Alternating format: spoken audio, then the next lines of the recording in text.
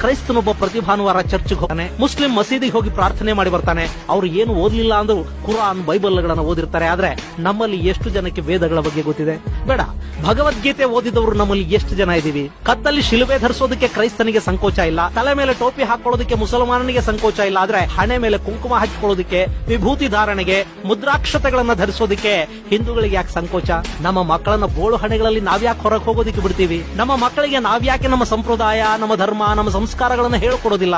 ಯಾಕೆಂದ್ರೆ ನಾವು ನಮ್ಮನ್ನ ನಾವೇ ಸೆಕ್ಯುಲರ್ ಅಂತ ತಿಳ್ಕೊಂಡು ಬಿಟ್ಟಿದ್ವಿ. ಬೊಟ್ಟಿಟ್ಟುಕೊಂಡು ಬಂದವನನ್ನ ಬೊಟ್ಟು ಅಂತಲೋ ಜುಟ್ಟು ಅಂತಲೋ ಯಾವನೋ ತಿರಸ್ಕಾರದಿಂದ ಕರೆದು ಬಿಟ್ಟಾನು ಅಂತ ಹೆದರ್ತೀವಿ. ಬ್ರಾಹ್ಮಣನನ್ನ ಪುರುಷಾರು ಅಂತ ನಾವೇ ಕರೆದು ಅವಮಾನ ಮಾಡ್ತೀವಿ. ಹೀಗೆ ನಮ್ಮ ಬಾಯಲ್ಲಿ ನಮ್ಮನ್ನೇ ಅವಮಾನ ಮಾಡಿಸುವ ಮೂಲಕ ನಮ್ಮ ಸಂಸ್ಕೃತಿಯನ್ನ ನಾಶ ಮಾಡ್ತಿದ್ದಾರೆ, ಕೊಲ್ತಿದ್ದಾರೆ ಅನ್ನೋದು ನಮಗೆ ಅರ್ಥ ಆಗೋದೇ ಇಲ್ಲ.